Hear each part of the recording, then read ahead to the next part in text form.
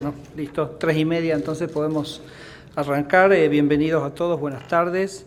Esta es la última conferencia de prensa que tenemos en el año, en este caso con el informe de estabilidad financiera, y me acompañan Marcelo Rafina acá, que es el gerente encargado de producir este documento.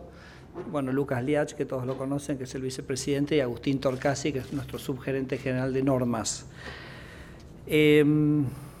Recién le comentaba a Agustín que, bueno, seguramente va a ser uno de los mejores IEF que podamos presentar, porque creo que hace unos meses o hace un año poca gente podría haber pensado que el sector financiero iba a estar hoy en la situación que está en este momento, con un crecimiento realmente muy importante en la actividad crediticia y de crecimiento del sector. Y creo que esto es una combinación de macro y micro, ¿no? La combinación de la macro la hemos hablado en el último informe de política monetaria, cómo las tasas de interés de corto plazo se han estabilizado en el sistema. Eso básicamente genera un patrón de medida, un patrón de referencia, que uno sabe cuánto cuesta el dinero, y eso de alguna manera, esa estabilidad permite que los bancos se animen a prestar, y esa estabilidad también que el depositante a tomar crédito en una economía donde tenemos un proceso de desinflación que me parece que está muy consolidado, tanto en lo que ha venido ocurriendo como en las expectativas hacia adelante, y una economía también en crecimiento. Entonces la macro ha aportado muchísimo, y después, pero a eso se suma un montón de reformas micro. Vamos a repasar algunas de las más importantes desde el último IEF, un montón de reformas microeconómicas que han tratado de mejorar y facilitar la capacidad de los bancos de gestionar el crédito en Argentina, intermediar el ahorro, y que nos parece que también seguramente ayudó mucho a este resultado. Vamos a dividir la presentación en tres partes.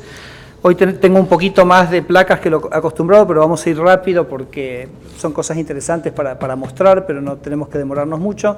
Vamos a hablar un poquito qué es lo que está pasando con el sector en este momento, o sea, un poco de coyuntura. Después, lo que es estrictamente el objetivo de este informe, que es analizar la estabilidad y la solvencia del sistema financiero. Ese es el objetivo primario del informe, así que vamos a dedicarnos y ver cómo estamos en eso. Y después Lucas, por supuesto, como siempre, va a tomar la parte de medio de pago. Nos vamos a concentrar en estas, y yo después voy a repasar algunos cambios regulatorios particulares. Como siempre, hay una serie de apartados, cosas puntuales que las analizamos con mayor detalle, que me parece que son interesantes, cómo están las empresas en términos de su apalancamiento, las experiencias internacionales con respecto al impuesto a la renta financiera, como venimos trabajando el tema de las fintechs, medidas de eficiencia del sistema bancario, cuánto tenemos para mejorar en eficiencia, y también un análisis comparativo del mercado de crédito de vivienda en Chile, que como ustedes saben tiene un mercado hipotecario que debe ser unas 40 veces más grande que el argentino, pero que también vivió un proceso de crecimiento a lo largo de muchos años. Es interesante ver cómo fue que creció, cómo se fondió ese crecimiento de las carteras, que en este momento tiene 20 puntos del PIB. Así que me parece que para aquellos que estén interesados en eso, vale verlo a eso como experiencia. Bueno, arranco con este gráfico. Realmente casi sería el único que tendríamos que mostrar. Resume todo lo que ocurrió y todos los desafíos que tenemos por delante. Tiene algunas sorpresas también que voy a puntualizar ya mismo. Lo que muestra, por supuesto, es el crédito, que es la línea azul, que es la que está por debajo. La línea roja son los depósitos, y la línea verde son los depósitos más las LEVAQs que tiene el sector privado, es decir, los tenedores no bancos y no residentes.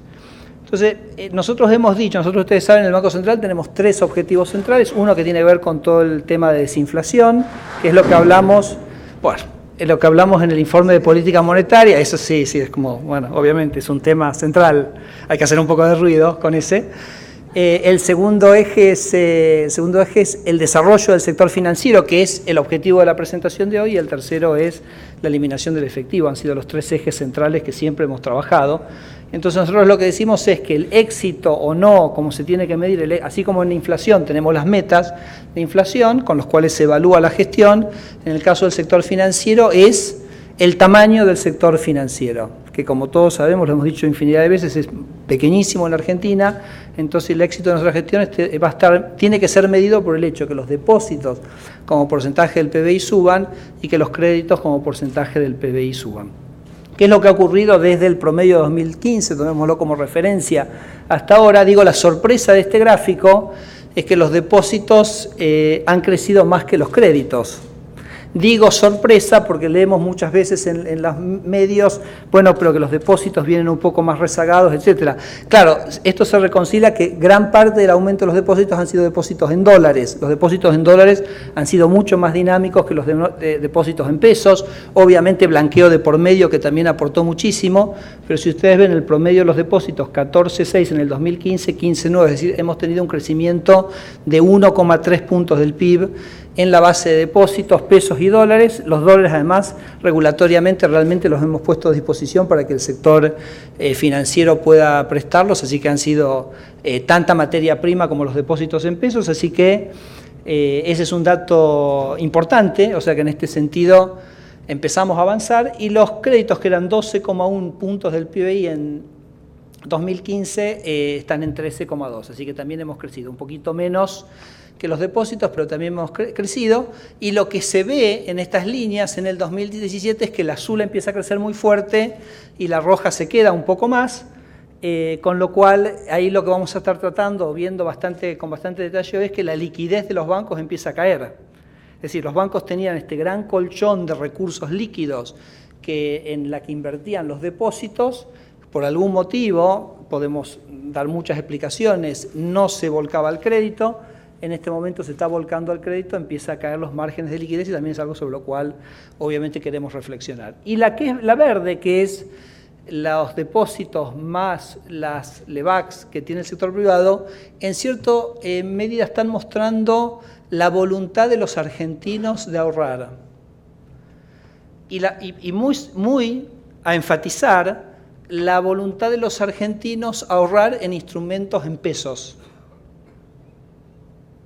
Y es muy fuerte porque son 5 puntos del PIB, que los argentinos han decidido apostar al ahorro en pesos, que era lo que siempre decíamos, tasa de interés real positiva, el ahorrista va a fraccionar muy rápidamente. Por supuesto que el proceso que uno avisora es que a medida que el proceso de desinflación continúe, las tasas nominales de las LEVACs y de todos los instrumentos empiecen a caer y este verde empiece a migrar a depósitos, a convertirse en rojo y a partir de convertirse en rojo, convertirse en azul. Del proceso que vamos a ir viendo en los próximos años. Así que este gráfico, en cierto sentido, sintetiza dónde estamos, qué hemos logrado, cuáles son los desafíos que tenemos para adelante. Bueno, ya simplemente cosas que ustedes conocen, el crédito real creciendo a tasas reales del 20%.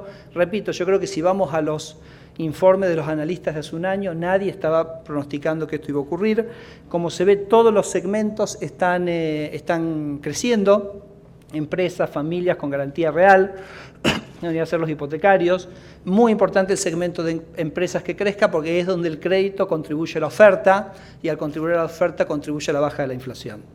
Así que es muy significativo que estén creciendo todos los segmentos. Por supuesto, la vedette de los últimos meses han sido los créditos hipotecarios. La línea azul es la tasa de variación interanual, 90%. Último dato, la roja es el stock en términos reales. Así que un cambio muy significativo. Pensamos que esto va a seguir, no sabemos si a la misma velocidad que viene produciéndose, porque realmente es muy significativo. Para que se den una idea, en octubre se dieron 9.200 millones de créditos hipotecarios sobre un stock de 104. O sea, es como realmente como muy fuera de... Es muy impresionante lo que está ocurriendo. Obviamente la incorporación de la UVA como mecanismo para el otorgamiento de créditos creo que ha sido muy importante. Acá en azul tenemos los hipotecarios. Los personales también aparecieron, ya lo hablamos la última vez, pero ahora es como que ha seguido creciendo, los personales en UVA, y el verdecito es como que empieza a aparecer que son los prendarios en UVA. Si miran los diarios del domingo en la parte de automotores, van a ver que cada vez hay más empresas que están ofreciendo préstamos para autos en UVA. Un tema que sí me parece que quizás es interesante es toda esta discusión sobre, aumentó la demanda de viviendas, ahora la gente tiene la capacidad de acceder a un crédito que le permite comprarse una vivienda de una manera y con una amplitud y un acceso que creo que en Argentina hace 40 años que no existía. ¿Qué va a pasar con el precio de las propiedades? ¿O qué pasó con el precio de las propiedades? De hecho, creo que hoy mismo leíamos en el diario algunos artículos sobre qué estaba pasando con el precio de las propiedades, y acá el equipo preparó este gráfico, me pareció que es muy, muy interesante, que es el valor del metro cuadrado respecto al salario. ¿Cómo se mueve el valor del metro cuadrado respecto al salario? Porque acá lo que vemos es que es muy constante. Por supuesto tiene algunas fluctuaciones. Por ejemplo, aquí en noviembre del 2011 fue el cepo. Cuando se puso el cepo, la gente, casi uno de los pocos activos a los cuales podía recurrir era una propiedad inmobiliaria. Y fíjense que ahí el precio de las propiedades se eleva relativo al salario, pero a medida que después eso se fue normalizando, en realidad hoy estamos como por debajo de la tendencia o de la media histórica. Es muy importante esto porque a veces tenemos esta idea de que los precios, que los precios están en dólares o se ponen en dólares, pero en realidad cuando uno mira una serie histórica, en realidad los precios de las propiedades están relacionados con el salario. Y esto es lo que este gráfico muestra, y lo que muestra es que tampoco en este momento hemos tenido ningún desvío ni ningún movimiento raro en el precio de las propiedades respecto a esto que podríamos decir su unidad básica de medición, que son los salarios. Así que en ese sentido me parece que es interesante para la discusión que se está dando sobre el impacto de los créditos UVA sobre el precio de las propiedades. Bueno, este es un tema que lo hemos tratado muy tangencialmente, pero quiero tratarlo hoy un poquito más, que son los procesos de desinflación. O sea, fuimos a repasar todos los países que desinflaron, qué pasó con su sector financiero. Entonces en este caso, por ejemplo, vamos a tomar este caso, que es inflaciones de entre 30 y 10, así que estamos ahí, con reducciones de la inflación de, digamos, 50%, en 4 años o en 6 años. Miremos esa línea. 79 casos en 4 años, 64 casos bajaron la inflación a la mitad en 6 años. Este punto acá, 0,9, y este valor 0,99, o sea, 1%, es el crecimiento promedio anual del sector financiero como porcentaje del PIB, en esos 64 casos. Con lo cual, lo que estamos queriendo decir es, a medida que baja la tasa de inflación, se van consolidando esas condiciones macroeconómicas que hacen al crecimiento del sector financiero. Históricamente, eso en todos los países donde ocurrió, el sector financiero creció como porcentaje del PBI de una manera significativa. Por ejemplo, si se diera esto, que es que crecemos 1 punto del PBI, en 6 años estaríamos aumentando un 50% el tamaño del sistema financiero en Argentina, si se diera esa media. Hoy el sector financiero está creciendo al 2, no al 1. Pero bueno, habrá que ver si eso se puede mantener o no. Es importante. Obviamente el endeudamiento, ese bajo tamaño del sector financiero es lo que hace que el endeudamiento de familias y empresas es bajísimo en la comparativa internacional. Acá está comparado con emergentes y con desarrollados, con lo cual acá hay un potencial de crecimiento muy grande. Los bancos saben que esto está ocurriendo. Para aumentar tu crédito uno tiene que tener mayores niveles de capitalización. Entonces les queríamos mostrar esto, que también nos parece que es una muy buena noticia, que es que los bancos después de muchísimos años han decidido comenzar a capitalizarse nuevamente. Fíjense que estos son distintos mecanismos de capitalización. Prácticamente yo les diría desde el 2007, 2008 no había aumentos de capital. Estos puntitos que están acá eran los resultados acumulados.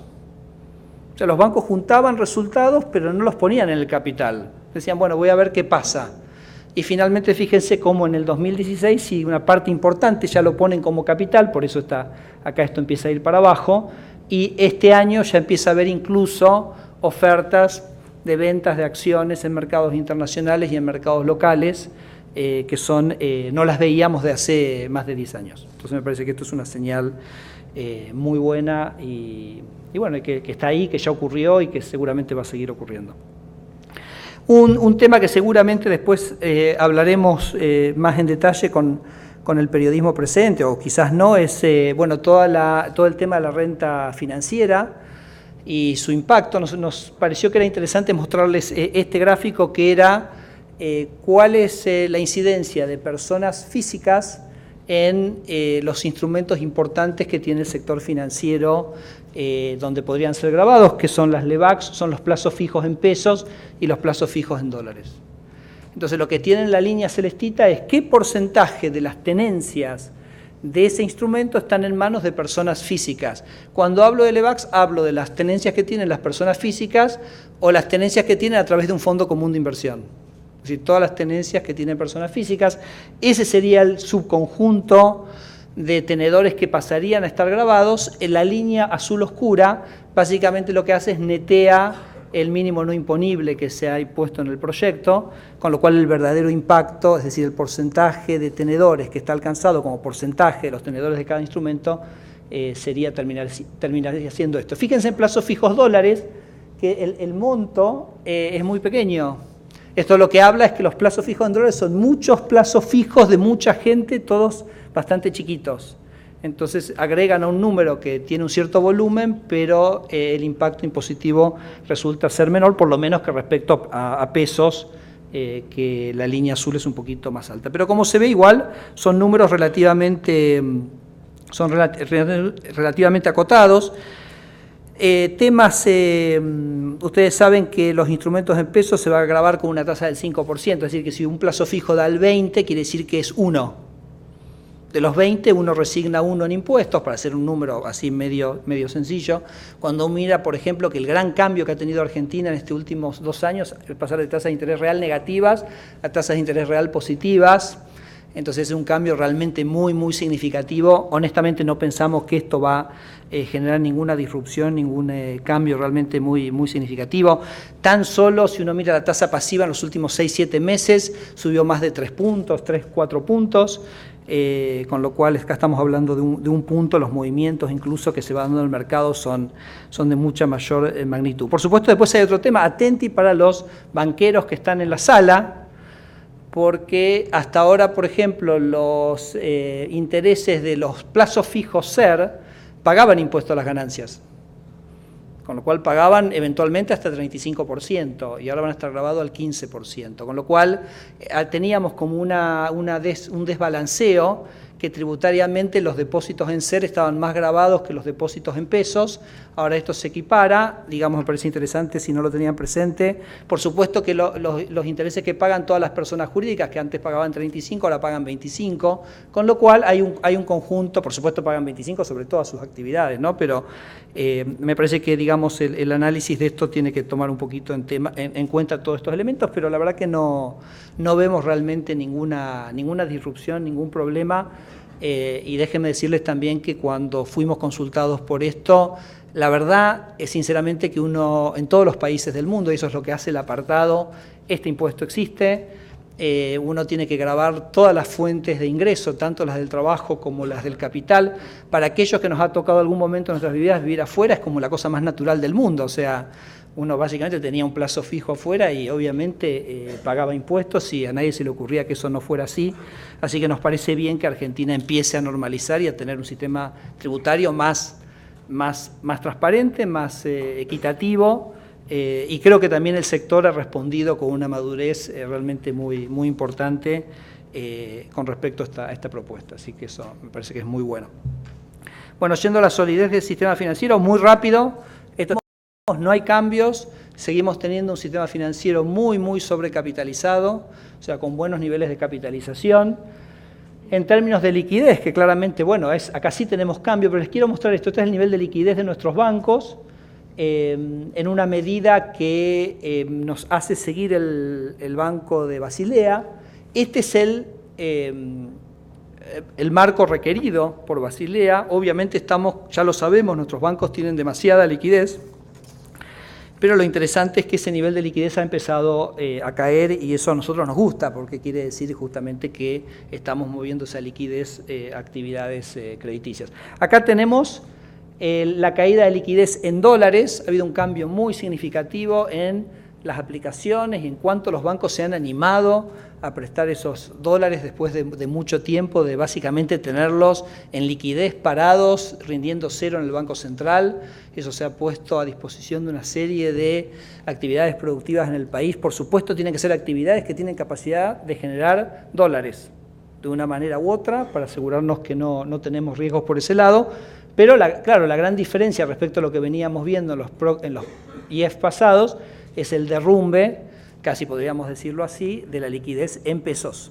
Y les digo que es bastante homogéneo, bancos públicos, bancos privados nacionales, bancos privados extranjeros, es bastante parejo, por eso no estoy mostrando la distinción, la caída de liquidez. Y acá lo vemos, el agregado de la liquidez conjunta del sistema. Obviamente, si esto se fuera a cero, en algún momento tendríamos que preocuparnos, estamos muy, muy lejos, por eso les mostraba la placa anterior, así que para nosotros esto hoy es un desarrollo muy, muy positivo. Y eso pero lo que se plantea entonces es, ¿cuándo se agota esta liquidez? Si esto sigue a este ritmo, ¿cuándo se agota la liquidez?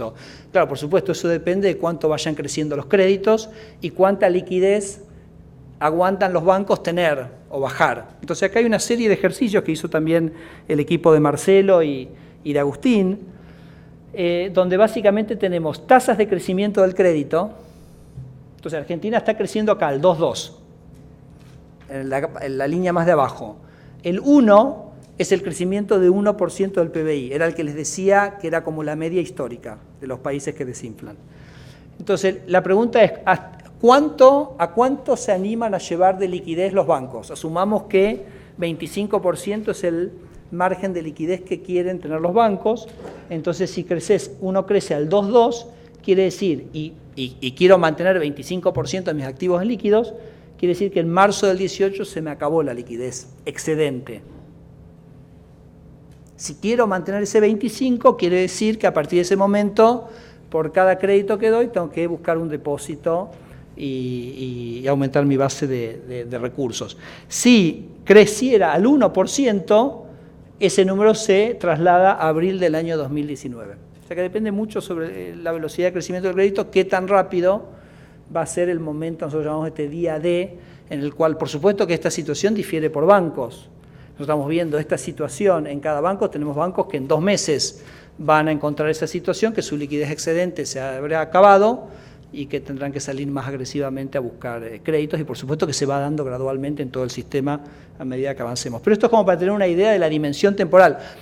Podemos estar bastante cerca del momento en el cual los bancos se conviertan en mucho más agresivos por el lado pasivo, que ha sido siempre como una gran, un reclamo nuestro, se podría decir, pero una cosa que siempre hemos apuntado, que es, bueno, no busquen los depósitos, paguen, aumenten la base de los depósitos. Claro, como estaba este colchón de liquidez, eso fue lo que se fue comiendo, pero pensamos que esta relación que nos parece muy, muy buena porque es lo que hace un crecimiento sano del sector financiero, vas creciendo créditos, generando tus recursos, ¿no?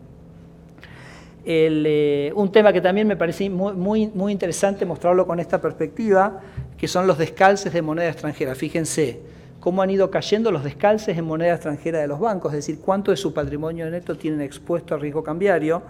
Fíjense, acá es cuando unificamos el mercado cambiario y eliminamos el cepo. Por supuesto, la volatilidad cambiaria ha sido, bueno, obviamente tuvo un pico en ese momento, pero fíjense que después ha estado mucho más alta que la que era históricamente en el régimen anterior, que era de tipo de cambio fijo o dual, o como quieran llamarlo. Y fíjense que la reacción de los bancos fue bajar fuertemente su exposición a moneda extranjera. O sea que hemos hablado muchísimo en el IPOM sobre las ventajas de la volatilidad del tipo de cambio. Acá podríamos agregar una más, que es que la volatilidad del tipo de cambio hace que los bancos tengan una posición muy cuidadosa y muy prudencial respecto. En cambio acá uno tenía un montón de descalce porque uno siempre estaba apostando a qué iba a pasar con el tipo de cambio. Ahora no tiene sentido apostar qué pasa con el tipo de cambio porque tanto puede subir como puede bajar. Y eso se ve muy, muy dramáticamente en estos números. También nos parece muy bueno. Esto mis colegas de otros bancos centrales nos decían, no te preocupes tanto con los descalces porque con tipo de cambio flotante los descalces bajan muy pronunciadamente y la verdad que efectivamente eso ocurrió así. Bueno, otro tema que miramos cuando miramos estabilidad del sector financiero es la irregularidad de la cartera. La verdad que por este lado no estamos teniendo ningún problema. La línea, esta línea naranja es el ratio de previsionamiento, o sea que seguimos teniendo márgenes de previsionamiento en las entidades financieras muy holgadas, muy holgadas. Así que por este lado todo muy bien. Bueno, esta tabla la hemos mostrado, no sé si se alcanza a ver bien los números, pero la hemos mostrado donde hablábamos del fenómeno de la caída de rentabilidad del sector financiero. Y decíamos, el proceso de desinflación viene con caída habíamos hablado en el último IEF, que la apertura del cepo había representado una gran caída en la rentabilidad de los bancos, porque claro, el cepo básicamente obligaba al depositante a estar en depósitos, y eso le permitía a los bancos a no tener que pagar mucho, porque no tenía el individuo de alguna manera de escaparse, a menos, como decíamos, a una propiedad inmobiliaria, etc. Cuando el cepo se levanta, la gente tiene libertad y entonces lo vimos la vez pasada, en el año 2016 se produce un fuerte aumento en lo que los bancos pagan por los depósitos, y eso fue lo que hizo contraer la rentabilidad. Y por supuesto que a medida que la inflación cae y las tasas nominales caen, eso también es un fenómeno que se va a ir profundizando. Así que fíjense, una rentabilidad que en el 2015 sobre activos había sido el 4,1, fue 3,6 en el 2016 y es 3,1, y uno ve acá en los trimestres también cómo se va llegando a mínimos de rentabilidad. Y bueno, y este es el gran desafío, porque si el banco se queda frisado en su estrategia de negocios hoy, la baja de las tasas nominales va a hacer que este número sea cada vez más bajo. Ahora, bueno, justamente por eso se reacciona aumentando volumen.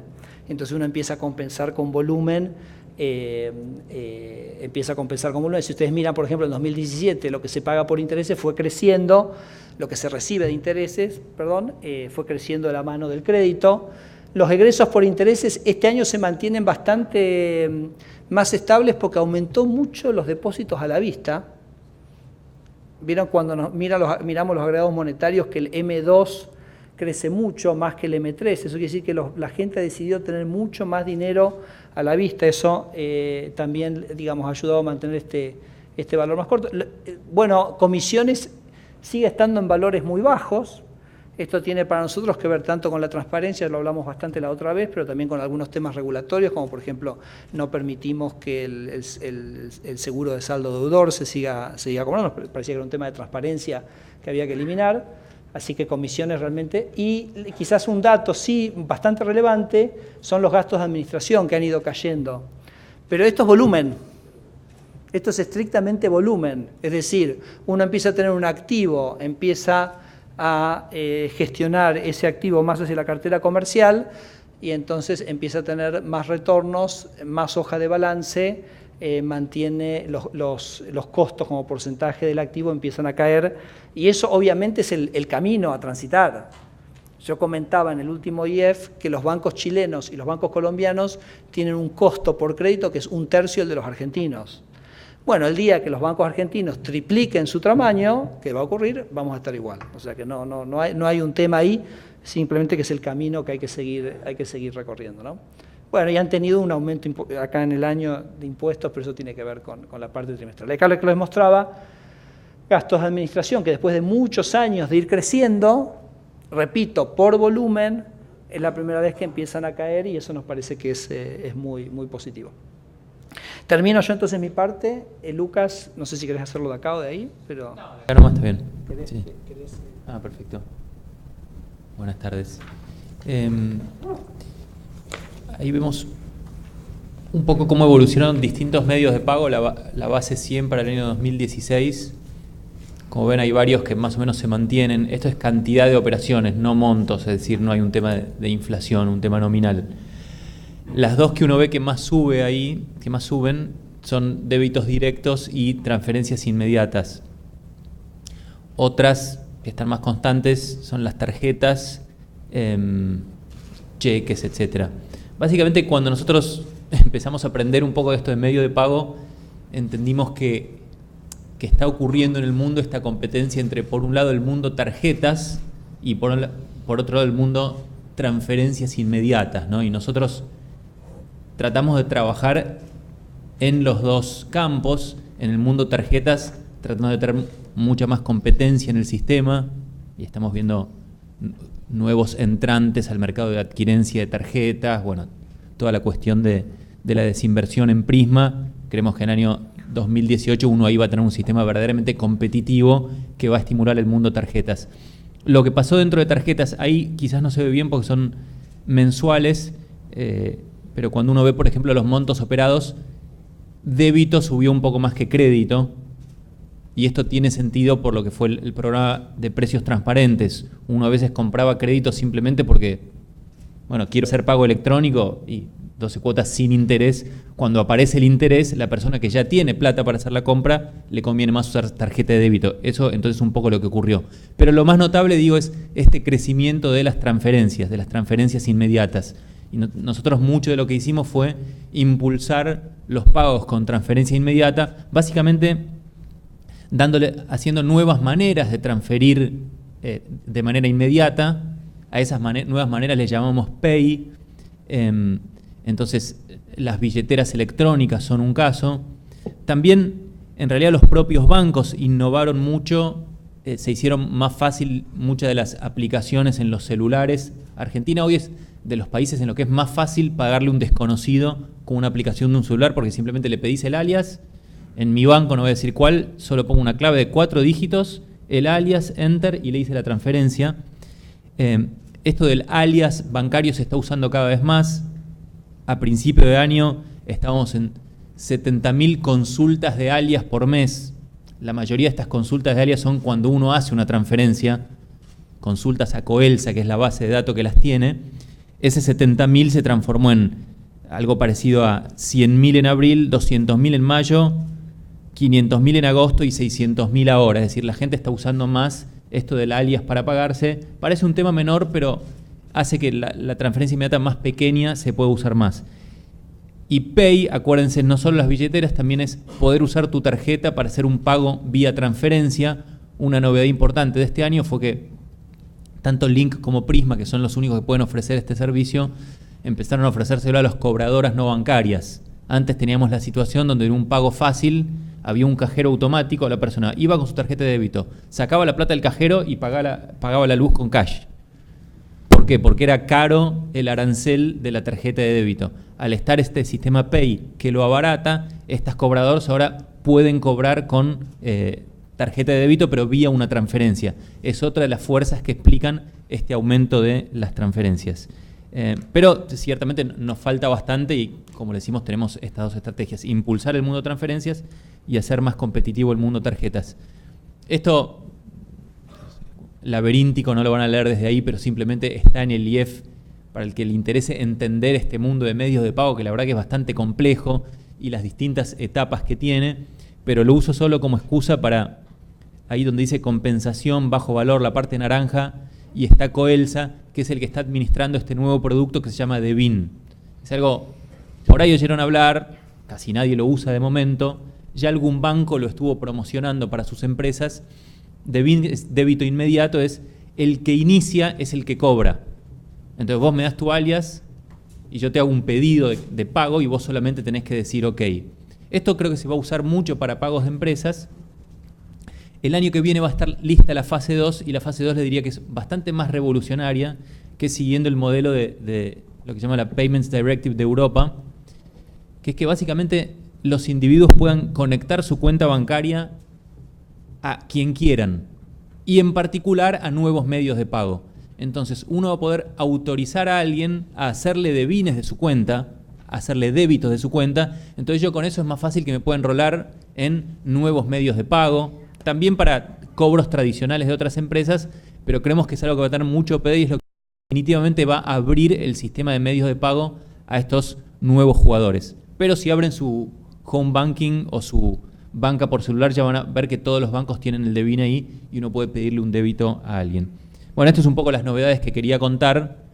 Cuantitativamente nos falta, pero creemos que ya está la infraestructura para que los pagos electrónicos, los pagos digitales sigan creciendo. Otro punto que está ahí, lo último, cheques, y estamos trabajando en el proyecto para cheque digital o cheque electrónico, que creemos que sí va a ser bastante revolucionario porque tiene muchísimas ventajas por sobre el cheque de papel.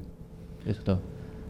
Muchas gracias, Lucas. Termino quizás con un picoteo de algunas de las cosas micro. Yo decía que esto era una combinación de macro y de micro, entonces simplemente es alguno de los ejemplos. En el IEF tienen básicamente todas las cosas normativas que se han hecho desde la última vez que nos juntamos, pero menciono algunas.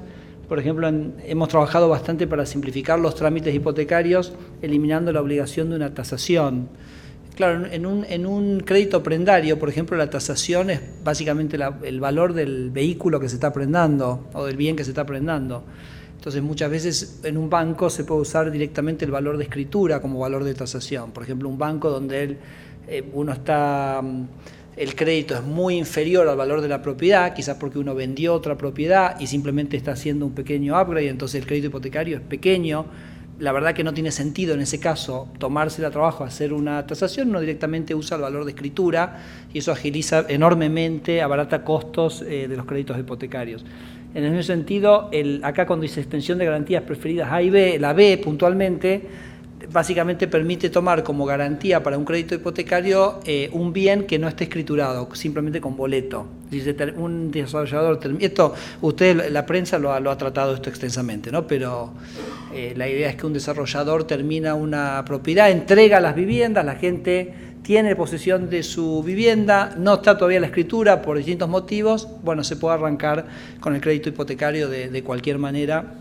Eso, yo les diría, acá no veo desarrolladores, pero los desarrolladores siguen pidiendo innovaciones. Yo les digo, ya no hay más nada para hacer, ya está la demanda, tienen que construir casas nada más y listo. Ya no vengan más a pedir nada acá porque no hay más nada. Bueno, muy bien. Condiciones más estrictas para la exposición de crédito al sector público. Ustedes saben que este fue un tema muy central en los años 90. Argentina de alguna manera aprendió un poco esa lección que tenía que restringir el acceso de los bancos en términos de financiamiento al sector público. Bueno, con el ministro Duhovne este año acordamos una reducción de los parámetros para hacer más estricta esa normativa, es decir, limitando más el acceso del sector público al sector financiero. Seguimos simplificando las operaciones en el mercado de cambio. Puntualmente, creo que fue la semana pasada, el presidente Macri firmó un decreto que eliminó ya definitivamente, después de 50 años, la obligación de liquidar divisas. En Argentina nosotros habíamos ido extendiendo el plazo para la liquidación de divisas, lo habíamos llevado a 10 años, con lo cual en la práctica ya era una restricción que no era operacional, pero le obligaba a los bancos y a las empresas a seguir un registro que tenía que durar 10 años porque eventualmente, obviamente lo hicimos así gradualmente para ir acercándonos a donde queríamos de manera gradual, pero finalmente esto lo que permite es un ahorro muy significativo, tanto en costos operativos en la empresa y en los bancos, porque ya directamente, y por supuesto más libertad para que las empresas argentinas decidan hacer con sus ingresos lo que les parezca más conveniente sin estar atado a este tipo de restricciones. Así que eso fue, para que se den una idea, la normativa cambiaria, al hacer esto, el presidente Macri, la normativa cambiaria que tenía 75 hojas, pasó a tener 15 hojas. Digo, es una medida volumétrica que no sé si dice mucho, pero sí dice, ¿ok? Así que bueno, fue para nosotros muy bueno poder hacer eso. Hemos permitido descentralizar actividades tecnológicas. Esto quiere decir que si un banco tiene o está procesando quizás en otro país productos para el cliente muy desarrollados, porque quizás llevan esos años o tienen mercados mucho más grandes, básicamente pueden desplegarlos de una manera mucho más rápida y básicamente sin ningún impedimento. Por supuesto tenemos nuestro departamento de auditoría externa de sistemas que hará los controles necesarios, pero pueden avanzar. Sí, por supuesto. Y esto incluye lo del procesamiento en la nube, ¿no? Es interesante. Nosotros tenemos una mesa de innovación acá donde sentamos a los bancos y a compañías fintech. Tenemos también una área de innovación dentro de Normas. Ahí lo veo a Alejo Macaya, que es el que la dirige. Y la verdad que uno a veces ve los diarios bancos versus fintech y realmente ahí se está armando un ecosistema muy lindo de también mucha colaboración de fintech dándole servicios a los bancos. Y una cosa que pasó en una de las primeras reuniones, los fintech se quejaban de que ustedes bancos hacen cosas y los bancos decían, nosotros no podemos procesar en la nube. Y la fintech decían, ¿cómo no pueden hacer? Bueno, sí, la verdad es una gran desventaja. Y es un signo de la política del Banco Central, que es realmente todo lo que se puede permitir que haga a la innovación financiera, adelante, digamos. Esta es la filosofía de este Banco Central y creo que es un pequeño ejemplo de cómo queremos realmente igualar, digamos, el campo de competencia entre los bancos entre sí y entre los bancos y estos nuevos jugadores, ¿no? Aprovecho para comentar que este fin de semana tuve la reunión de presidentes de Banco Central en Basilea, entonces toda la discusión no es de las fintech, sino de las techfin. Claro, porque la fintech, como dice Lucas, es una empresa que provee servicios financieros de alguna manera, como que también satelital a los bancos. ¿Qué son las techfin? Y las techfin son las empresas de tecnología que se van a meter en el negocio financiero. Y acá me refiero a Amazon, me refiero a PayPal, me refiero a Google, Mercado Libre, ¿cuál? Mercado Libre. Entonces son empresas de tecnología que a su capa de negocios le van a agregar una capa financiera. Claro, pero con cientos de millones de clientes, de los cuales conocen toda la información, casi mejor que los bancos, ¿no? Entonces, como que toda la discusión entre los banqueros centrales es, bueno, el cambio realmente trascendental que va a vivir el sector financiero, ya no por un tema de cybersecurity o por las monedas virtuales de los bancos centrales, sino simplemente por la irrupción de estas techfin, no las fintech, en el mercado financiero. Pero bueno, eso fue, perdón, una digresión. Me pareció interesante cómo se va como plasmando las visiones estratégicas de los desafíos que va encontrando el sistema. Y los últimos 2 puntos, readecuación de medidas, le hemos dado mucha más libertad a los bancos para definir sus medidas de seguridad. Les voy a dar un ejemplo puntual, básicamente permite mucha más seguridad con mucho menor costo. Por ejemplo, la idea de que uno pueda controlar el funcionamiento de la sucursal desde un búnker remoto. Entonces, en un búnker uno básicamente puede controlar varias sucursales al mismo tiempo con las cámaras. Lo que tiene eso buenísimo es que en el búnker en general hay muchas personas, porque no es bueno que el que controla una sucursal sea una sola persona que esté sola. Entonces, el tener a varias personas juntas controlando, aunque sea varias sucursales, genera mucho más seguridad que la medida. Otro tema, no sé si lo habíamos comentado en el último IEF, por ejemplo, nuestros cajeros neutrales, que son los cajeros que los bancos tienen fuera de las sucursales, también estaban sujetos a un montón de medidas de seguridad que le imponíamos. Las eliminamos todas y le dijimos, usted decida dónde quiere poner el cajero. A mí me pasaba, cuento la anécdota, cuando era presidente del Banco Ciudad, que nosotros queríamos poner cajeros en y de hecho teníamos un mandato de poner cajeros en todos los hospitales, pero teníamos que poner esa estructura tan grande que nos obligaba a nosotros a hacer como un cubículo fuera del hospital, que era muchísimo más peligroso, teníamos menos seguridad, teníamos unos problemas de limpieza horrorosos. Y entonces cuando mucho mejor era tener el cajero dentro del lobby del hospital, donde estaba limpio, estaba seguro, estaba protegido y era mucho más eficiente, pero no lo podíamos hacer por la propia normativa del Banco Central. Entonces eso son como ejemplos de cómo uno a veces, sorprendentemente a veces la propia normativa de seguridad te obliga a hacer cosas que terminan, digo paradojalmente, no siempre es así por supuesto, pero en algunos casos así más inseguro. Y después le hicimos básicamente un cambio, seguimos profundizando el cambio en lo que es apertura de sucursales bancarias. Ya desapareció definitivamente el trámite de pedido de autorización, ya no existe directamente. Los bancos, como digo yo, acá era un vía crucis para abrir una sucursal. Yo digo, lo único que puedo hacer si un banco abre una sucursal es pararme y aplaudir, porque genera empleo, acceso financiero. Entonces no se entendía muy bien por qué el banco lo hacía tan oneroso regulatoriamente eso, pero también hemos dado muchísima más libertad a la estructura como puede armar la sucursal. Con lo cual hemos bajado realmente muy dramáticamente los costos de instalar una sucursal. Bueno, no hemos traído los datos en esta presentación, pero lo hemos mostrado la otra vez, es cómo venía, ¿no, Agustín? Cómo venía acelerándose la instalación de sucursales en Argentina. Bueno, estas son las reformas micro que complementan las reformas macro y creo que a la postre es lo que explica por qué está pasando con el sector financiero lo que está pasando. Así que ahí termina la presentación y bueno, Fernando, quedamos entonces a disposición.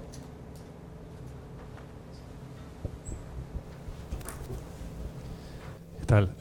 Charlie de Berg. Quería saber cómo piensa que le afectaría la política monetaria del banco este plan de limitar la compra de LEVAX para aseguradoras.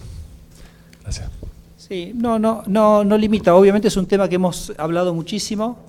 Es un tema que se viene trabajando con el Ministerio de Finanzas y con el ministro Caputo hace bastante meses. Ellos nos consultaron cuál era la implicancia de esto, y la verdad que los activos que tienen que tener las compañías de seguro tienen que ver con la estructura regulatoria que uno le quiera imponer, desde la Superintendencia de Seguros. Entonces lo que dijimos es, ustedes son los que deciden cuál es esa estructura en función de los objetivos que tienen para las compañías de seguro. A nosotros no nos afectan absolutamente nada porque la liquidez del sistema está ahí, ni aparece ni desaparece. Esa liquidez de algún lado con un corredor de paz bien operacional, uno termina absorbiéndola, quizás a través de otro vehículo. Entonces nuestra respuesta al Ministerio de Finanzas fue que del lado nuestro no había absolutamente ningún impedimento, no nos afectaba en lo más mínimo y que las decisiones, digamos, de inversión de las compañías de seguro las tenían que tomar ellos. Hoy a la mañana, de hecho, volvimos a hablar con el ministro Caputo, un poco para ver un poco todas las reacciones que había habido. Él me pidió que les pasara un mensaje, porque hay una información que se transmitió, él piensa de una manera un poquito inexacta. De cualquier manera me dijo que mañana han sido convocados los periodistas para una reunión en la Superintendencia de Seguros, donde el superintendente de Pasos les va a explicar todo con detalle, pero me dijo, esto me parece que lo clarifiques, es que la normativa que se piensa emitir es una normativa en la cual no se le va a permitir a las compañías de seguros seguir comprando LEVACs, pero no se le va a obligar a nadie a vender ninguna LEVAC antes que expire, o sea, la gente se va a poder quedar, o sea, no se va a afectar absolutamente ninguna decisión que ya se ha tomado. Simplemente se está diciendo, la verdad que queremos virar el portafolio hacia otro tipo de activos.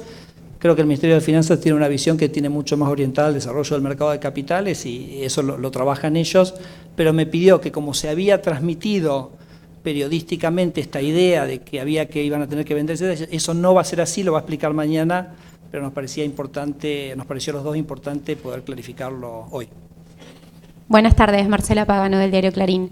Quería consultarle por las críticas en función del divorcio de las expectativas de inflación y los resultados alcanzados.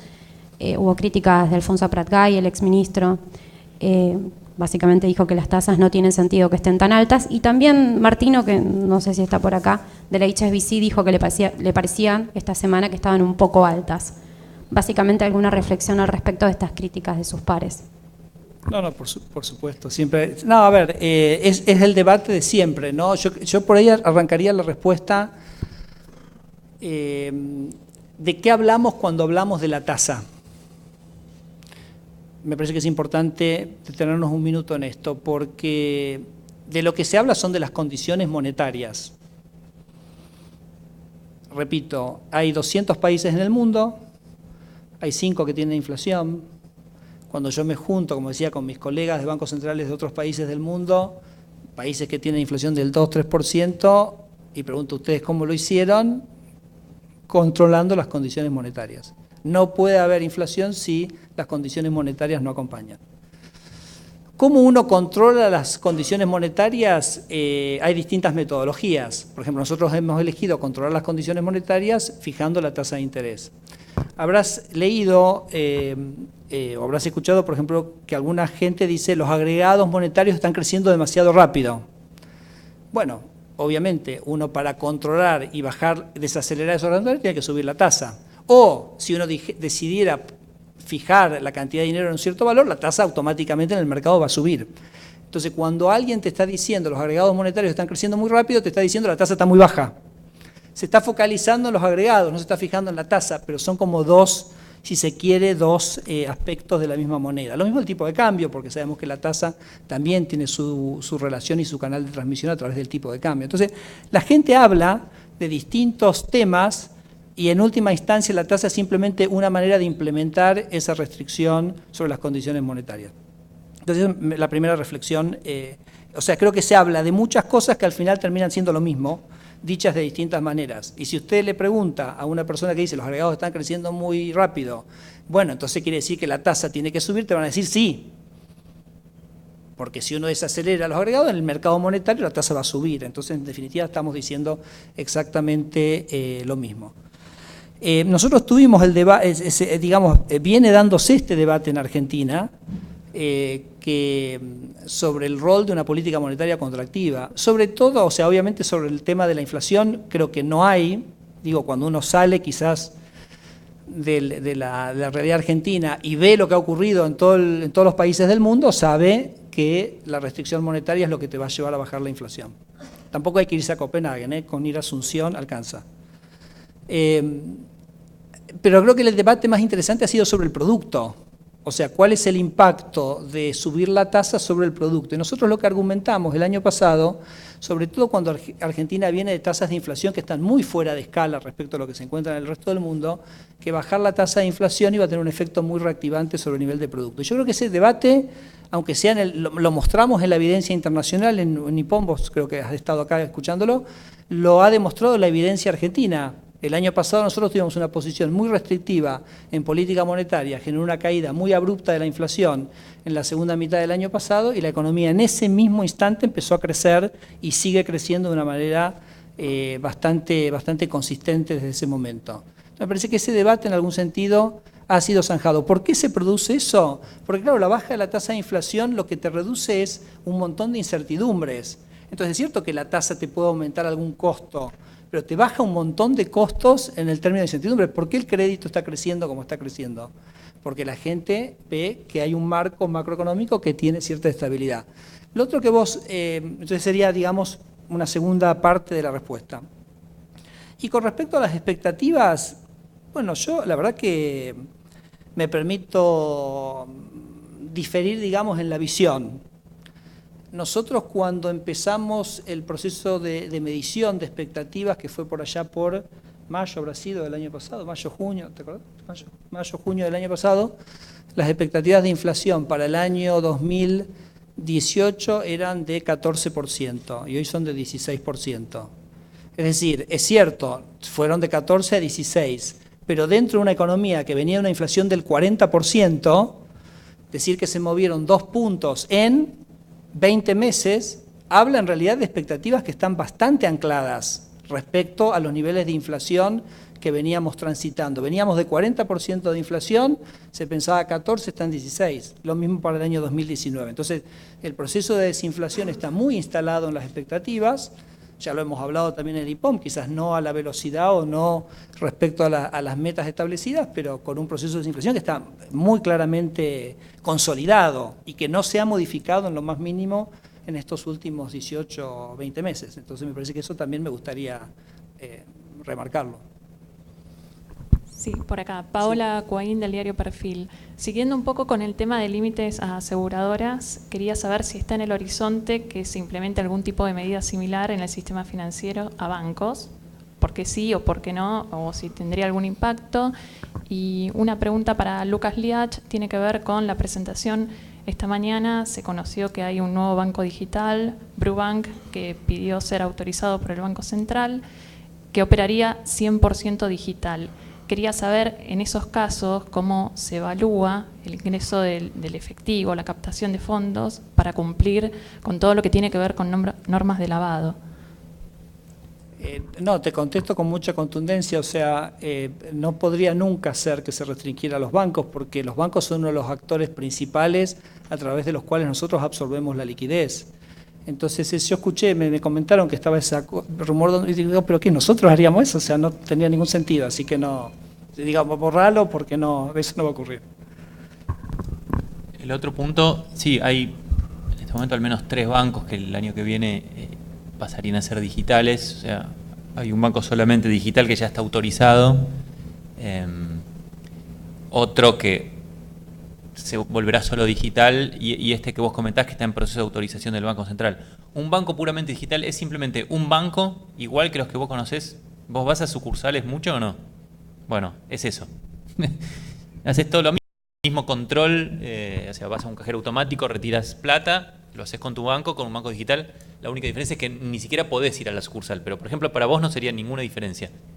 Lo mismo cuando depositas en el cajero, ¿no? Depositas dinero, los mismos controles, tiene toda la misma regulación, simplemente decide operar, poner su énfasis en la tecnología y en el celular y que sea muy amigable y no podés ir a la sucursal, pero básicamente puedes hacer todas las operaciones que vos haces hoy con tu mismo banco. Buenas tardes, Javier Blanco del diario La Nación.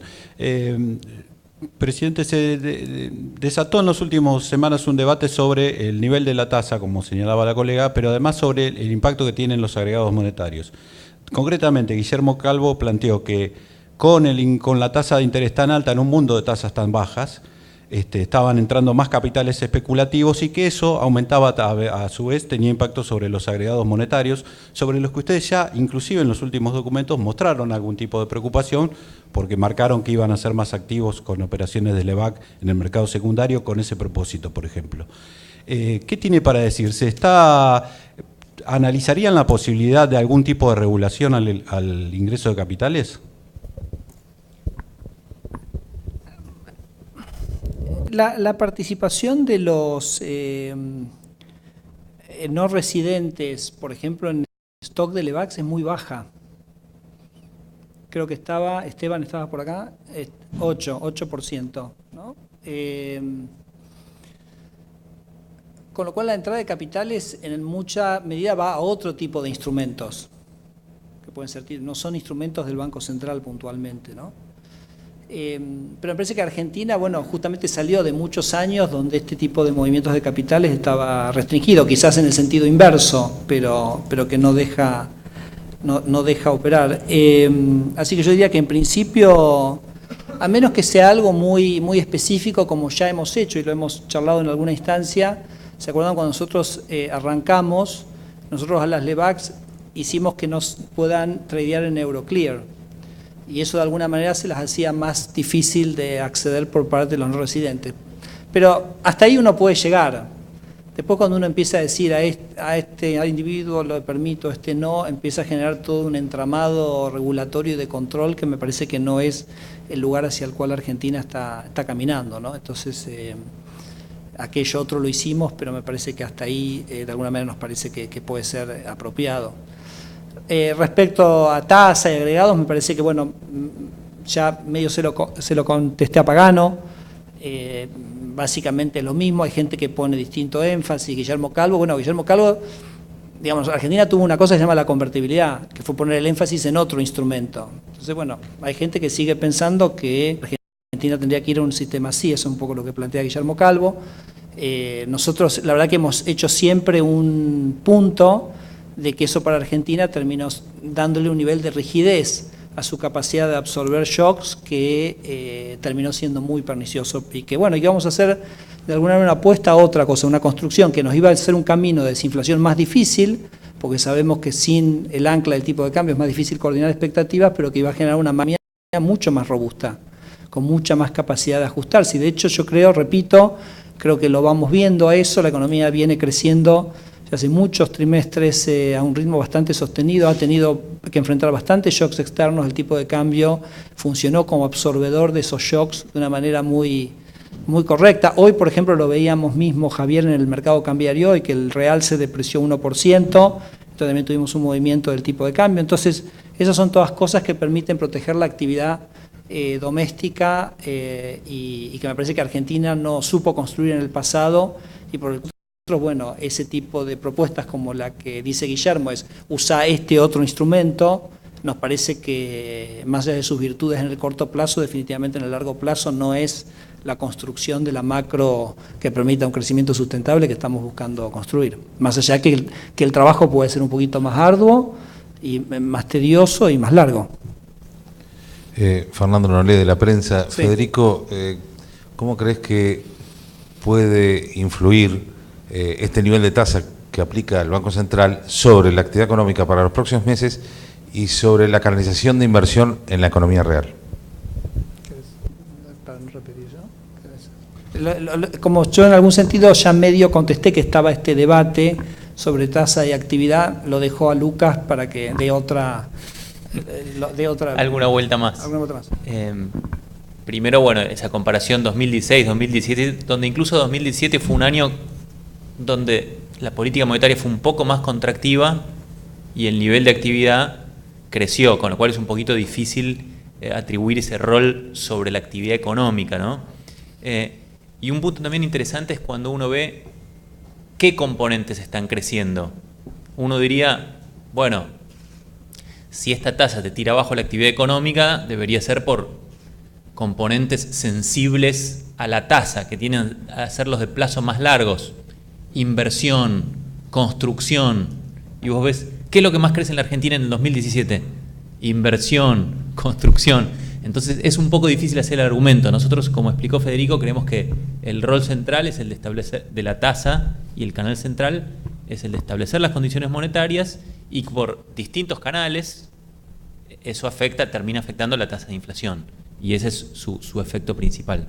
Por lo tanto, coincidimos con el mercado en que la economía argentina va a seguir creciendo en los años que vienen, aunque diferimos un poquito en el sentido que nosotros creemos que la inflación va a ser más baja porque sabemos que vamos a poner la política monetaria necesaria para tener una inflación en nuestras metas y no en las expectativas que en este momento tiene el mercado, que son más altas. Sí, última pregunta. ¿Qué tal? Matías Barbería, el cronista. Insisto sobre algo ya preguntado, perdón por eso, pero para despejar un par de cosas. Doy vuelta a la pregunta de ella respecto de si es deseable que personas físicas, sector privado no financiero, institucionales como fondos comunes de inversión, inviertan menos en LEVAC para pasarse a otros activos. O sea, si es deseable en principio. Y en segundo lugar, si es deseable, ¿cómo se lograría? Si es con regulaciones o con alguna otra clase de incentivos que pueden venir del mercado o lo que fuere. Y muy chiquitita, ¿cómo analizan la posibilidad de que el Tesoro empiece a emitir letras en pesos, en plazos similares a las LEVAC, si quizás es más deseable que también que parte del mercado de corto plazo se mude en esa dirección? Bueno, me estás haciendo preguntas sobre temas que no son estrictamente de nuestra competencia, ¿no? Porque me parece que eso sí va a estar muy bueno que lo puedan charlar mañana con el superintendente de seguros y también con el ministro de Finanzas, pero esto básicamente ocurre en todos los lugares del mundo, que básicamente uno tiene instrumentos en el mercado de capitales que tienen cierta característica sus activos, tienen cierta característica sus pasivos, o diríamos acá sus pasivos, es lo importante porque una compañía de seguro tiene sus pasivos, los fondos comunes de inversión tienen sus pasivos, uno quiere orientarlos con cierta digamos, lógica respecto a la construcción de un mercado de capitales y es muy común en todo el mundo que uno diga, bueno, esto es lo que se puede invertir. Uno basa a la regulación de fondos comunes de inversión, por ejemplo, en mercados desarrollados, y tenés distintas tipologías, tenés distintas estructuras, tenés distintas restricciones, algunas veces las pone el regulador, a veces las pone el propio cliente o la propia estructura de mercado. Así que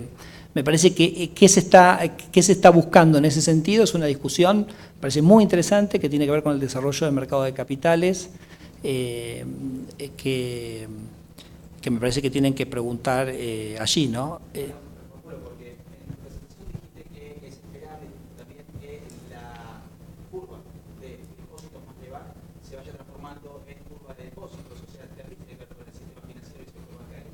Lo que te preguntaba es si en tu opinión, a nivel macro, a nivel desarrollo del sistema financiero y bancario, es deseable un pasaje de LEVAC a otros activos. Bueno, si vos preguntabas si el Tesoro se financia en el mercado local, en vez de financiar, por ejemplo, en el mercado externo. Me pareció que era parte también de tu pregunta, ¿no? Entonces, bueno, me parece que eso es una prerrogativa totalmente, cómo el Tesoro quiere financiarse, si quiere financiarse en el mercado internacional o quiere financiarse en el mercado doméstico.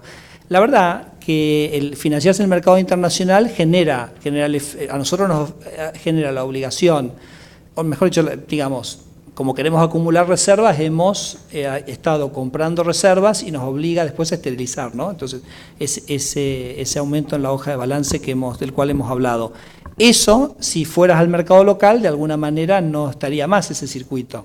Pero, por supuesto, también estarías poniendo más presión sobre los recursos locales. Entonces, generarías un proceso de financiamiento mucho más basado en el ahorro doméstico. Macroeconómicamente es interesante y me parece que hasta puede ser más conveniente, así que me parece que no vemos tampoco ninguna objeción, pero siempre va a generar una presión sobre la necesidad de generar más ahorro doméstico localmente, ¿no? Así que obviamente técnicamente se llama el fenómeno del crowding out, o sea, eso va a empujar las tasas para arriba, pero repito, es una decisión que ellos tendrán que tomar y que tiene su impacto en ese sentido. Bueno, listo entonces. Bueno, muchas gracias. Creo que la próxima presentación es del IPOM, que es en algún momento de enero. Hasta luego.